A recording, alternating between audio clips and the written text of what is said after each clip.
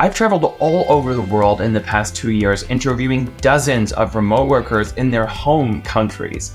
And some of those stories have just really stuck with me. So I decided to celebrate the 2-year anniversary of Out of Office by catching up with 5 special subjects to find out where are they now. You're watching Out of Office, episode 69. What was the reaction like when the episode came out?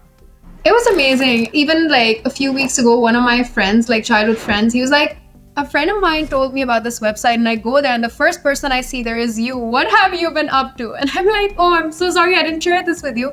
But he was really excited. I think the first contact I got were from my former colleague at the previous business unit I worked with. And they were like, Nelson, that was you. Like, really? You had crossover come to Lagos for you? I'm like, not just for me. There are a couple of us in Lagos. So yeah, watch the video again. One of my managers just posted a link and said, he put it there, said, we have a superstar in our midst. And then he tagged me. Yeah. And I'm like, what? So everybody, the team were like, oh, boy, that's awesome. This is good, and all that stuff. And it's awesome because some people from all around the world, from Africa, Asia, they just contact me and they say, dude, how do I do to work there? I mean, that is great. I mean, I'm honored that, I was just chosen to represent Pakistan and everybody else got to see a very positive image. That really made me feel happy that I was able to do that as an individual for the country.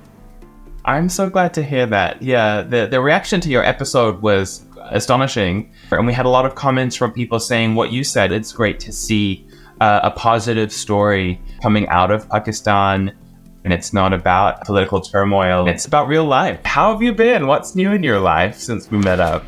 Been pretty good, pretty busy. I've been good. Yeah, I recently moved over to Germany with my wife. It's my 4th month in a new country altogether.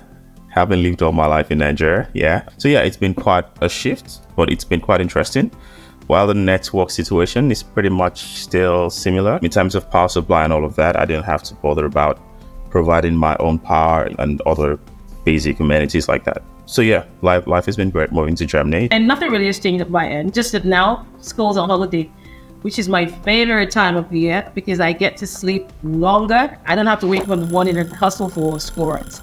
So that's it musically. I guess last time we discussed, I was mostly working with crossover on the hiring side and more on operations. And since then, I've switched completely to the educational branch of Trilogy. We call Trilogy Education. And I've been working on a new product called 2-Hour Learning, which is a product that aims to revolutionize education.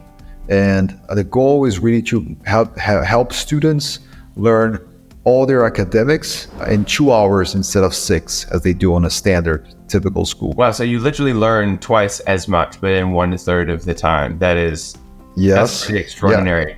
Yeah. Are you happy? You're enjoying the shift? You're enjoying the new challenges that are coming your way? I like the extra focus right now. And I also like the purpose, right? I have met students in person and seeing how much they enjoy the program. It's really rewarding. Yeah, I can imagine when you were working literally on academic outcomes, you would be able to see the results of your hard work in a more tangible way than a lot of jobs. That must be incredibly rewarding. Yeah, definitely. Seeing that every action you take on the product impacts them immediately, we really take it seriously. But at the same time, it's also really rewarding. Just been really busy in the past few months. Can you give us any insight as to what's made it busier? And is it good busy or bad busy is what my mom likes to say. Oh yeah, it's been good busy. Really good busy. The word for good work is more work. Yeah. So that's basically myself and Nelson's story. There's always something new to do. There's always some interesting projects you're working on.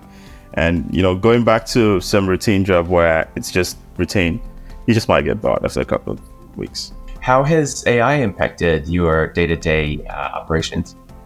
Well, many changes lately. The whole company changed its motto.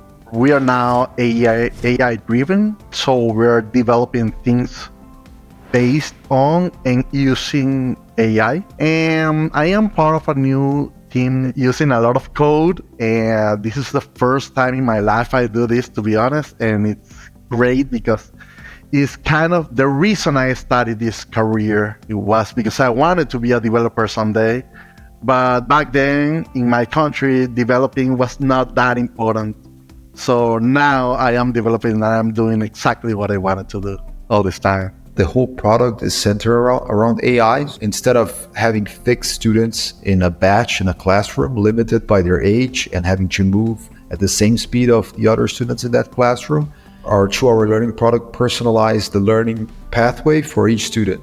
So every aspect of their journey is curated by this artificial intelligence, this tutor that knows everything about the student, knows everything about the curriculum, and knows how to mix and match to make sure that the student is always learning optimally. The next step in our journey, and where everyone is heading, is content generation using AI. So if we want to teach fractions and we know that the student is into cooking, we can generate content explaining how a pie can be divided into fractions and how that all makes sense to what he needs to learn, and increase his engagement, because we say that 90% of effective learning is motivation, and that's something that most educational software products don't really tackle. It's a really powerful point. A teacher cannot tailor 30 individual lessons for 30 individual students, but a teacher with great technology can now, thanks to people like you working on that. So it's very, very cool. I am creating basically robots that actually interact with people during a conversation by phone. So it's great because this is something that I never in my life thought I would be doing. I had to learn from zero how communications by phone and IP systems work. Now I can do a lot of things that I didn't know. I mean, it's just great. Every time I get a new project, it's a whole new challenge, a brand new challenge that I'm always afraid but excited at the same time, because I always think, oh my gosh, I'm not gonna be able to do this, and 15 minutes later, okay, I know how to do this. Well, yeah, you're the kind of person who says yes to going up in a helicopter and then admits later that you're scared of heights. So I think that puts you in good stead to cope with the changing demands of the industry that we work in with the arrival of a game changer like AI. Yeah, and I guess it is what you say. It's all about the attitude. I mean, I'm always afraid, but I'm always gonna say yes, you know? I mean, can you do this? Yes. I don't know how, but yes, I can do it. That is my best advice to all the people. You have to trust yourself and your instinct and your abilities most of all. So how have you been? What's happened since I saw you last? So I've been amazing.